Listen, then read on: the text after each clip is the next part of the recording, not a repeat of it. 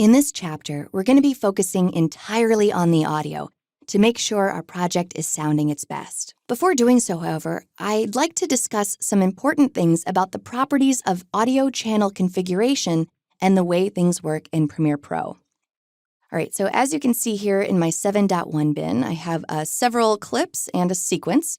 I'm just going to load the sequence. It's empty for now. And these clips all contain some characteristics that I'd like to discuss. I'm going to start with this music clip here. This is a professionally mixed stereo clip. It was created with 2 channels of audio in which the sounds and the instruments are playing at different levels within each channel. It's mixed this way to make the music sound its best. So I'm going to go ahead and play this, and I want you to take a look over here at the VU meters so that you can see that there are different levels between the left and the right channels.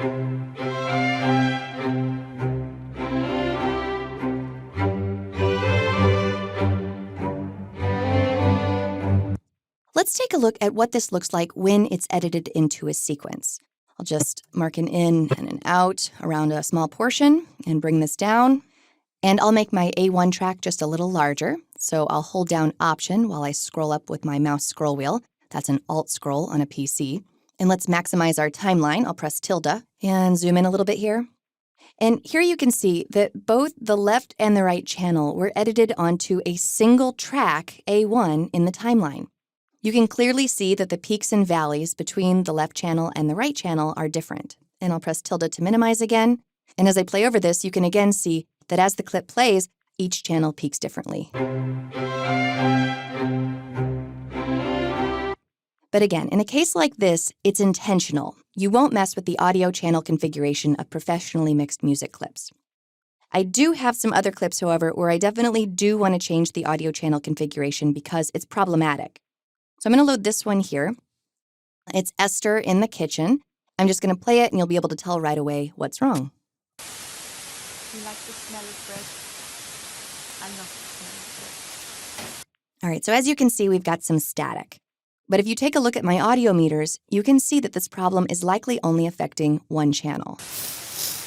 Even though I've just had tea, I could have more now. But look what happens when I edit this onto the timeline. So I'm going to just mark an in and an out and bring it down. And just as with the music clip, I have both the left and the right channel edited onto a single track, A1. When I play it, we've got the static coming out of the right channel, but I don't have any individual control to affect that now that it's edited into the timeline. Fortunately, however, this is something that I can address before I even edit it into the sequence. So let me come back to my source clip. I'm going to right-click and then come to Modify, Audio Channels. My current clip channel format is stereo, as we know, made up of the left and the right channel. Down here is where you can preview what's going on your left channel versus what's going on your right channel. So here I'll listen to my left channel. Do you like the smell of bread? I love the smell of bread. And here's my right channel. All right, so the problem is fairly obvious, so let's fix this. To do this, I'm going to match this clip with the way the majority of the rest of the clips in my project are configured, which is as a stereo clip. But instead of having both a left and a right channel, I'm going to have 2 left channels. So left is going to be left, right is going to be left. And I'll say, okay. And now when I play it, even though I've just had tea, I could have more now. no more static. It's also been repaired in the timeline here. You can see that I have 2 L's, left and left. I love the smell of bread. And no more static. Now, just real quick, I want to mention another way you could technically solve this, and that is by changing the configuration to mono. So I'm going to come back to my clip, right-click, and choose Modify Audio Channels. And in this case, I'm going to change it from stereo to mono. We'll keep our number of audio clips at 1, so this is single mono, and we want our left channel, so I'll say OK. This is telling me that when I change this from stereo to mono, it's not going to affect clips that I've already edited into the sequence, so I'll say yes. And then now, when I bring this down, you can see there's a little bit of a difference. I only have one channel, the good channel, and Premiere is going to pan the audio to the middle so it plays equally from both the left and the right speakers. Let me play it for you. I love the smell of bread. So this results in basically being the same as the duplicated stereo clip that I created before in terms of the integrity of the audio. The only difference is that the stereo clip's levels will end up being a little higher because of the duplication. Let's take another clip. I'm going to load this one here and play. White cheese bread, brown yeast bread, we make sourdoughs, we make Irish traditional. All right, so as I play this, it might sound decent to you, but you may have noticed something. If you take a look at the VU meters when I play it, you'll see there's a big discrepancy between the left and the right channels. Breads, we make cake, we make Christmas puddings. So let's take a look at the audio channel configuration.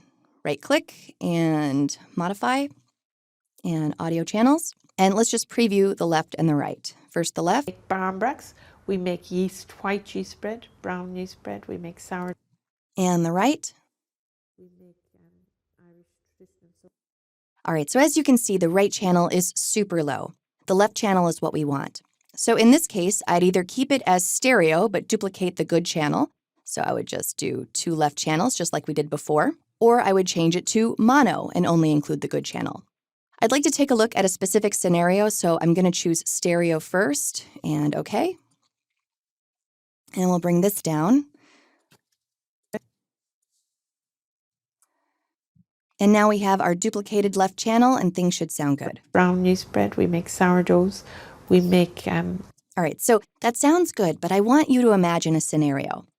What if instead of this just being an interview with one person, as I have here, I have an interview with 2 people, and the left and the right channels represent the 2 mic sources that are picking up audio from each of my interview subjects. We don't actually have this set up in our footage, but just imagine this very common scenario. In that situation, we're not actually able to manipulate each of the channels separately, okay? So you can see that I'm only able to bring the levels down or up as a unit. If I needed to control the left and the right channels separately, I would need to make a dual mono clip. So let me show you that. I'm going to go back to this clip and modify again. And this time, I'm going to change it to mono, but I'm going to choose 2 audio clips. And I know that our audio on the right channel is inferior, but again, in this imagined scenario, let's just imagine that it's coming from another mic source of someone else that I'm interviewing. So I've got a dual mono setup with both left and right channel. I'll say OK. This is just telling me that already edited clips won't be affected. That's fine. OK, and we'll bring this down. And now I'm going to maximize. I'll press tilde. You can see that I have individual control. So here's my left channel, here's my right. So I can affect each of these separately as I need to. All right? So again, this is just an imagined scenario, so I will delete that and we'll return this back to what it should be, which in my case is going to be a stereo clip, 1 clip with our left channel duplicated.